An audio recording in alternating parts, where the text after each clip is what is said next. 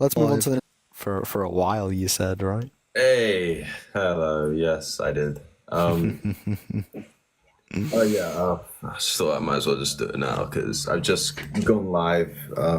Yeah, and yeah, I thought why not debate? So Let's right, go. where do you want to start? Should I start or you start? Or I'm just gonna say abortion is immoral. Prove me wrong. Give me your best argument, your principal reason how abortion is justified, how it's morally permissible. Let's go.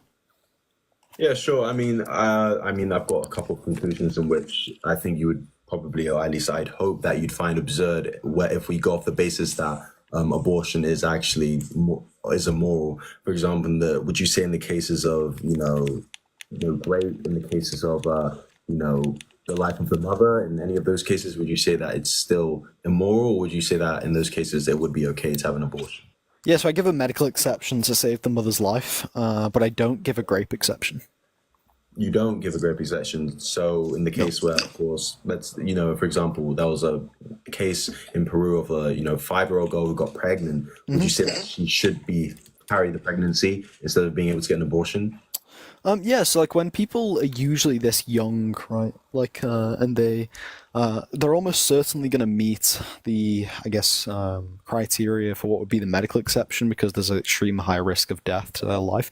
If there's no risk of death to their life, and the only like reason you have is just they're young, I don't think somebody's age justifies killing a human being. So yeah, I think that would still be a ultimate good thing to bring about another human being's life. So yeah, I would. I don't think you should be able to kill the child.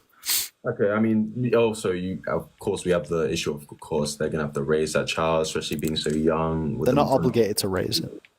Yeah, they obviously may not be obligated. They can obviously put out for adoption, although that's not always the case in many scenarios. But again, I mean, I guess you just have to you said that you would force them to, carry the child to term, and so or carry the baby to term, and so essentially, I mean, yeah, I guess that's your Well, opinion, but there's clearly a point where you would also force women to keep their babies alive, right? Like you are the exact same as me, all right? You yeah, do. up There is a until point where you 24 obligate women to keep their sustain their children's lives. The difference is for you, the child being an alive human being isn't enough for you to grant them moral consideration. I'm curious when a human being deserves moral consideration for you. When do we for say me, it's it's wrong to kill them?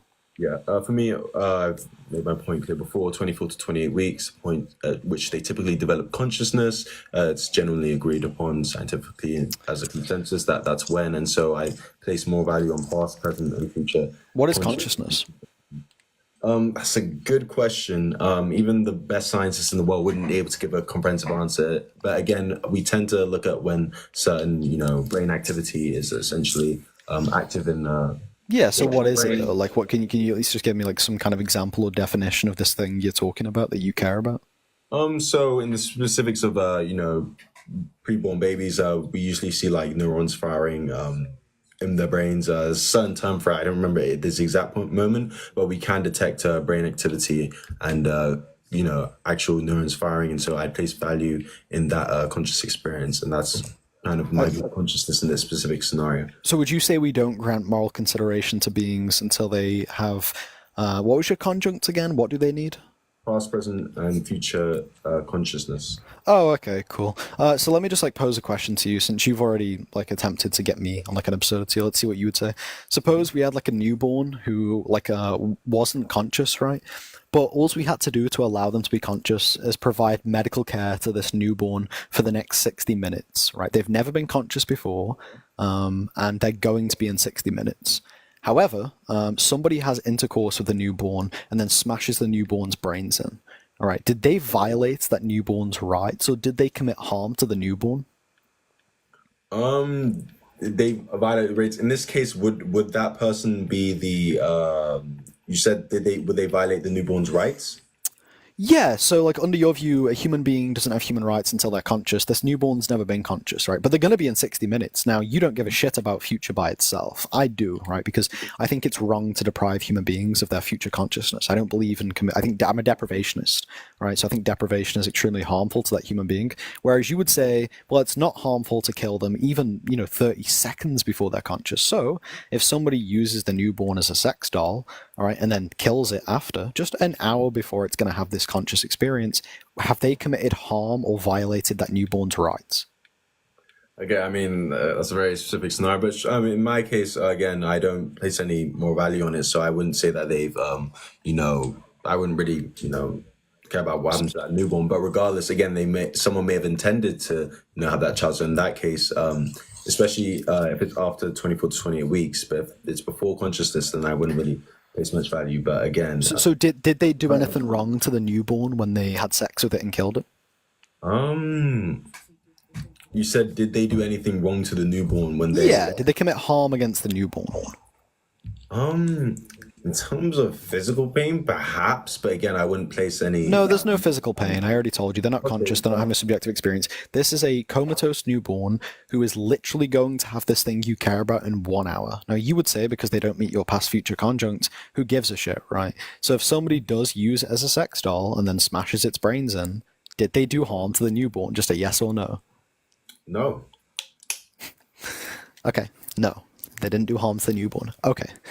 Cool. All right. Then no, I wouldn't place any value on the newborn. As I've said, again, that's a very specific scenario because I don't know how many cases they be outside of the body yet they're going to be conscious in 60 minutes. That's like a certain hypothetical which is very specific and usually never happens. It's called driving you to your. Come on, you're smart enough to know what hypothetical is, right? In what situation are you going to have a baby that's going to be conscious in 60 minutes? And then yeah, sure. A child who's born in a state of comatose, right? For example, we could look at like children like Jackson Buell who had microanencephaly, right? And like even in cases of like, let's just say this like hypothetical is fucking like so absurd, less than 1%. You are smart enough to know that a hypothetical, if it does not violate a single classical law of logic or a modal law, there is not a single problem with the hypothetical. It is valid, and it's simply to drive you to the logical absurdities that your position leads to. So far, it's great having sex with newborns and killing them an hour before they're conscious isn't harmful. I don't know why you're adding in the intercourse part. I think it's just a little.